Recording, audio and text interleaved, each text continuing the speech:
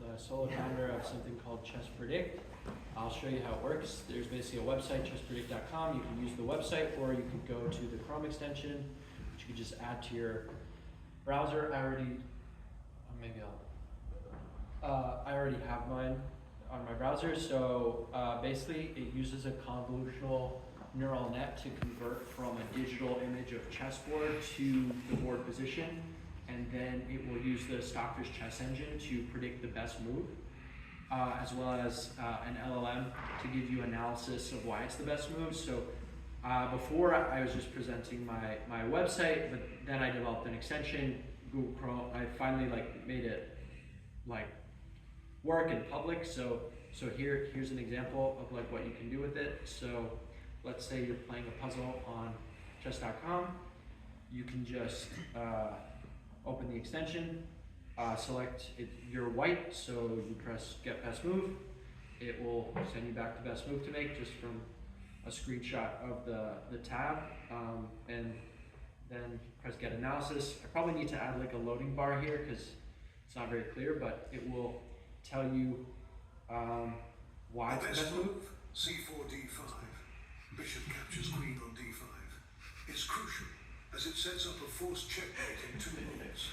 After black's only logical response of moving the bishop to e6 to block the attack, white can capture on e6 with the bishop, delivering checkmate as the black king has no escape squares. So that's pretty clear, but let's say it's a harder position and I don't know, but I don't want to get the move outright. I can get a hint, and so what that will do is it will highlight the piece to move, but it won't tell you where to move it to. So you have a little bit of signal as to what to do. So this is pretty self-explanatory. So yeah, that's the extension. But what I wanted to kind of dive into a little bit now is what I'm doing now, because basically I published this extension, right? And everybody's feedback is, well, you can use it to cheat and all this stuff. So a big problem in online chess is cheating detection. So that's kind of where my thesis research for my master's has been focused on. So I'm not going to go through all these slides because it's too much, but I will generally give you a brief idea of what my technical work is. And so one thing is there's something called the Centipawn score, and this is a score that Stockfish will output with the chess engine for a given move, to rate the score of the move. And the idea is if you have a Stockfish engine set at the highest ELO, that is always giving you a score of the best possible move, and then you have a Stockfish that gives you a score of the player's move that is currently playing, you can compare those two scores, and the more similar they are to one another,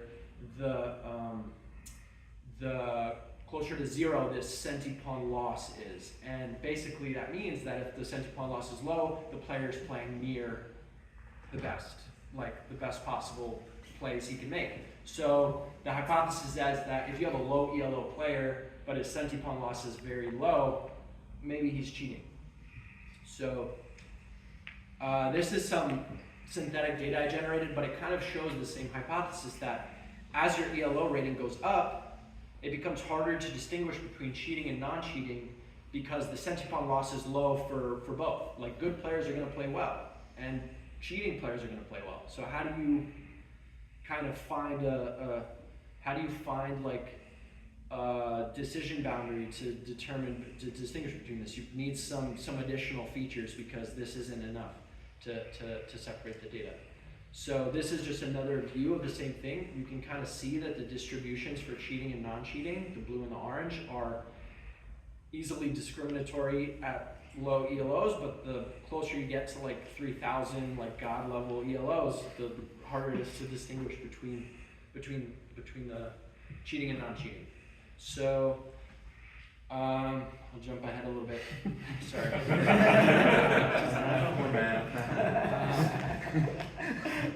So one thing that's interesting is if you use this Centipawn loss and then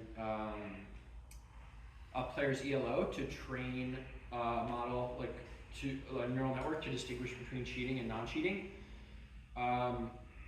you need some sort of normalization for the Centipawn loss because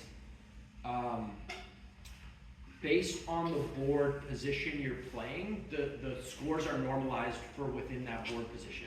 So like if you don't normalize your Senti-Pawn loss, then what you're getting is you're getting a score for a board position that is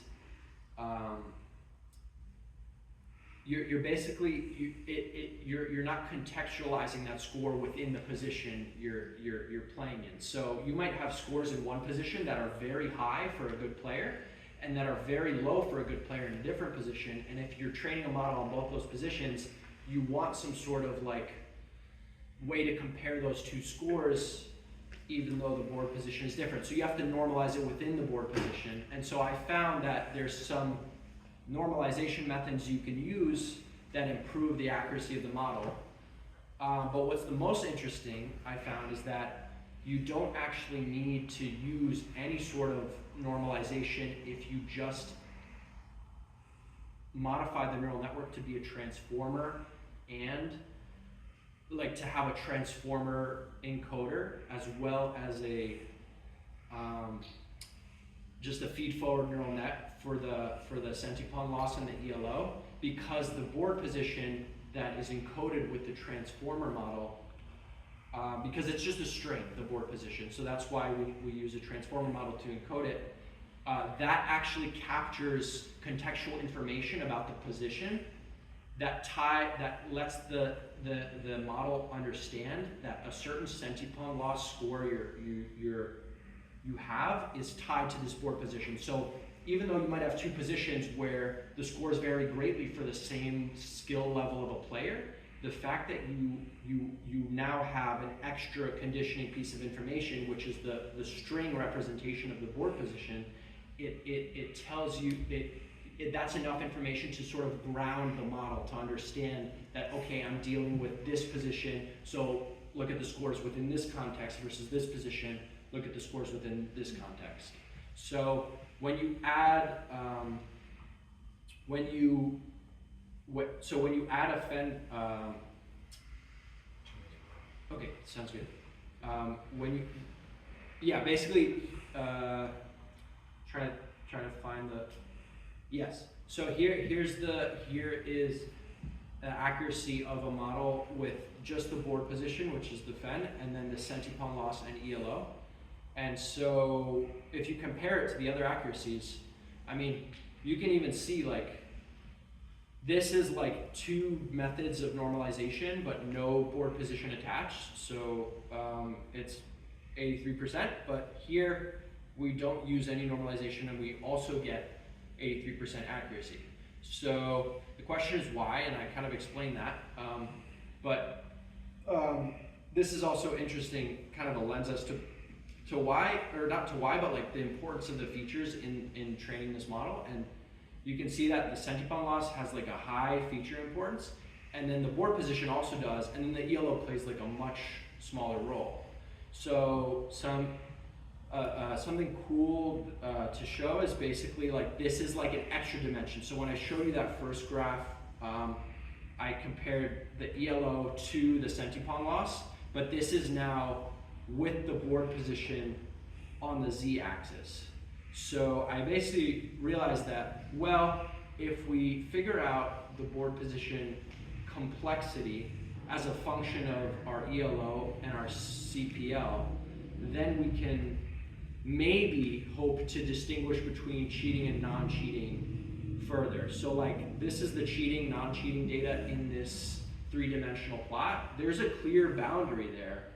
Like you can see a distinction between them, so why can't we learn that boundary with the model? And so, or even not a model, even like a score. So I basically was talking to ChatGPT one night, and we were drafting up an algorithm to yeah, just me and ChatGPT kicking it back. Yeah, so we came up with this suspicion score, and this is a visual example of the model threshold for the suspicion score for the cheating, non-cheating data. And it only identifies a small subset of the cheating data. However, it's extremely accurate in terms of not touching any of the cheating data. So yeah, so that, Eventually somebody's gonna fall in there. Yeah. And eventually a cheater will fall into that set, right? well, if it's gonna find very high intensity. It's gonna find cheaters that are low ELO but playing very well. So like the highest impact group you probably want in Yeah, some okay, cases. so- Yeah. Less effective for the high order. Still it has that effect, but yeah, you could tune it somehow. But That's Where awesome. do you get the cheating data from? Your app? Like, oh, I wish not from the app. I have to synthesize it. There's a real data set for it, but I haven't worked with it that much. Nice. All right. I'm gonna let Ari take questions while Nem or JD is next. JD, can you come get your laptop? And I know I said we're doing intermission, but I'm gonna, in the interest of time, cancel intermission. Everybody can go grab egg rolls in the middle of stuff. And JD, if you want to come get your laptop set up. Questions for Ari? Have you thought about using state vector machines to separate the dots on there? Yeah, I tried SVMs because of like the kernel trick, and maybe I don't need to feature engineer the extra dimensions. They'll just understand the extra, like it'll just figure out the extra dimensions.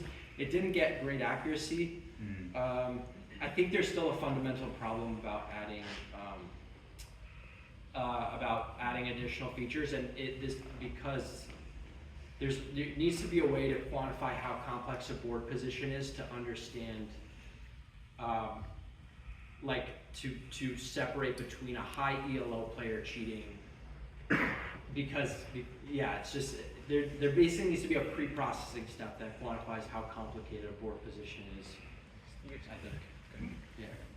Hey, Beth. Have you tried training only on like a high competency player? High competency cheating? No, Would you try like more deeply granularized stuff?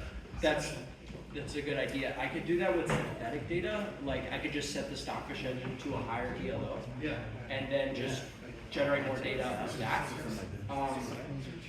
There is like something missing in terms of like granularity with synthetic data though, because like if a player's getting the best move, they're always going to have like a score of 0 for the sense loss. Right. So like there needs to be some other measure of like maybe measure multiple moves and look at the variance. Or like time to play or the move or something like that. Yeah, time to play the move is another factor. All of that is like important, like stuff. Thanks, man.